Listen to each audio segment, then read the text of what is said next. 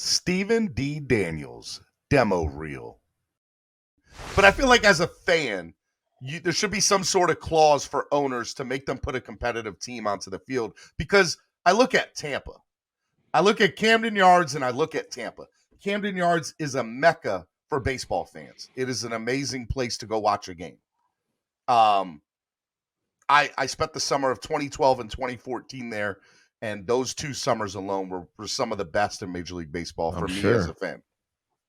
And then I look at Tampa, who consistently put good teams on the field, but have 6,000, 8,000 people showing up to the games. They don't have people showing up. And look, I'm going to call it what it is. It's a crappy place to watch a baseball game. It is.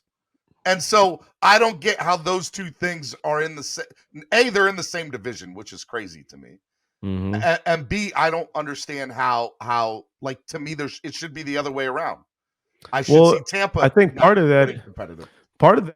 Thank you for readjusting your schedule and coming on this week, because I know you're a busy man. You were taking your kid this morning. I saw your Instagram post. You were sitting there having him dance, talking about he dances like his mama. I hope she didn't see that. She does. I hope she did see that. I hope she did. Nah, man. Thanks for having me, man. Sorry about we had to readjust, but I wouldn't be happier to do it any other day. Friday, man. So real quick, you know what? I'll leave you with this. So we have what it's called Spread Kindness Friday. Yeah. And that's right. I am a promoter. So at Stephen D SKPL, spread kindness, positivity, and love. That's what my social media handle is. Love that. I always try to leave people at the end of my show where we do final thought of the day. We have a panel with the fans, and I tell the fans, okay, in your final thought of the day on Friday, you have to say something. You have to give people a voice of positivity, something that you can leave them with. Like for me, I tell people, hey, if you haven't texted somebody in 6 or 7 months or a year, go through your phone, find somebody you haven't texted in a while that you're close to, and say, hey, look, I'm sorry I haven't reached out to you in a while. I was thinking about you. I'm here if you need anything. Let me know you're all right. Because you never know what somebody's going through. Yeah. All right, Miami Sports Music's #1 Miami fan morning show, Clap Blockers. I'm your host, Stephen D. Super excited to be hanging out with y'all. We're going to keep the party going, and we're going to talk a lot about what we got going on today, and that is the Dolphins. The Dolphins. We're going to get ready to do the Dolphins. So, guys, I appreciate you guys hanging out with me. We're going to get the party going here. It's 10 a.m. Where are your kids at? It's 10 a.m. Do you know where your kids are? Some of you don't know what that is about, but I do like it. All right, y'all ready? So let me break down again kind of what happened last night as I started out in the beginning of the show. Yesterday, we learned that Wes Welker would be coming to the Miami Dolphins as the wide receiver coach. I was super excited about that. Then we go to later on that night, we find out Gerald Alexander is not going to be retained. He's going to be let go. He's going to be fired.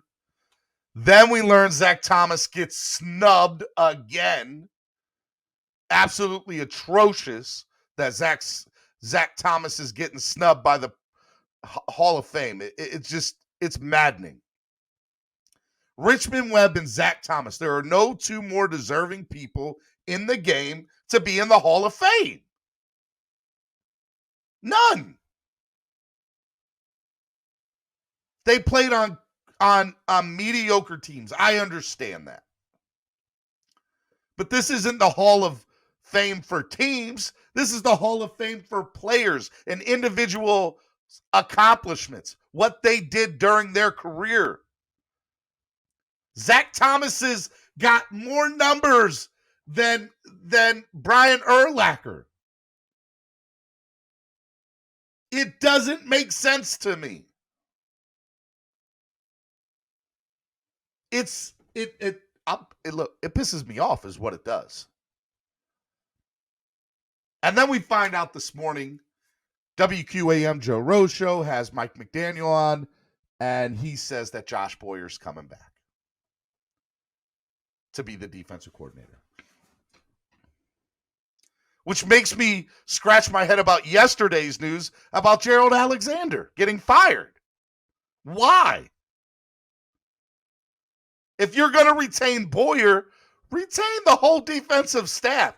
And by the way, the secondary guys were upset. They were posting on social media last night about Gerald Alexander.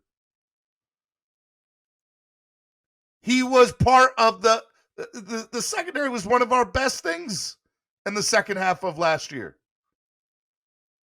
And you're going to get rid of a guy who's being dubbed and looked at for defensive coordinator positions? It doesn't make sense to me. It's absurd.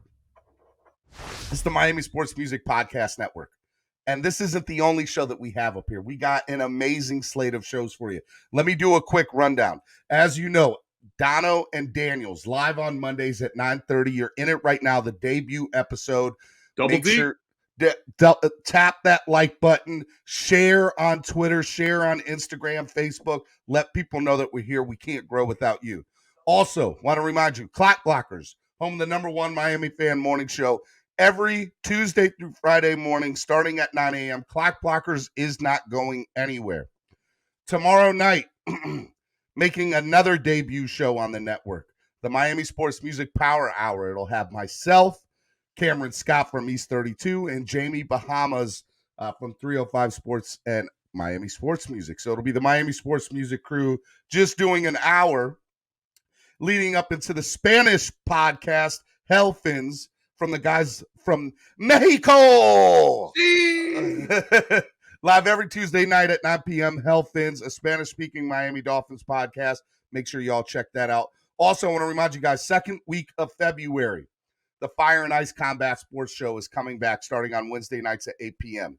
So that will be back the second week of February. Make sure you guys tune in for that. Also, Wednesday nights made its debut show last week.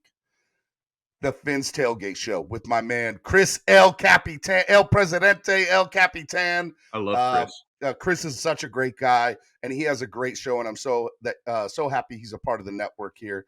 He's got this show on Wednesday night, and then on Friday nights, he has a sports betting show called Covering the Spread with the Fins Tailgate crew. So make sure you check that out. And I just want to remind you all about Clock Blockers coming up. Tomorrow's show, we got Daniel Oyefusi of the Miami Herald and the Dolphins Report. And Wednesday, I got my man Xavier Scruggs from ESPN doing back-to-back a baseball segment, which will become a regular weekly, bi-weekly, actually, segment on the channel. And my man David DeWark doing a Panthers update. And then, obviously, it's Wildin' Out Wednesday and Mortal Kombat Wednesday, and people go a little crazy for that here on the show. So make sure you guys check that out. I just wanted to throw that out there before we got into anything else, man. But I guess the next question I want to bring up to the panel is, what do we not know? Because for 30 years, we've been, this is the year, guys. We got it. Ryan Tannehill's going to be the guy. Oh, okay. All right, Adam Gase is here. Adam Gase is going to be the savior of our franchise. Nope, not Adam Gase. Tony Sperano, another field goal. Let's go. Another field. Like RIP to Tony Sperano. But at the end of the day, I feel like every year we think, okay, this is the course we're taking. Well, I believe that we're seeing more fighting in our fan base now because we went from a 5-10 team to a 10-5 team, and we were supposed to go up this year. And now all of a sudden we were 1-3, and like it just looks like it's all going downhill, and this should not be the case. So are we freaking out? Because it is year 3 of a rebuild. But we should be getting better. Am I not right about that? So anybody could take that. What is it about fans that here's the reality. Marino never won one. So we don't even know what winning truly looks like over the last 30 years in this franchise. So when I see a fan in my chat box say, no, what we need to do is trade for Watson. And then I see another fan that says, no, we need to let Reed Sinnett play. All of this, right? What I want to be able to do at that point is be able to say, we don't even know what winning looks like. So how do you know what that answer is, and how do you get on somebody else for having a different opinion?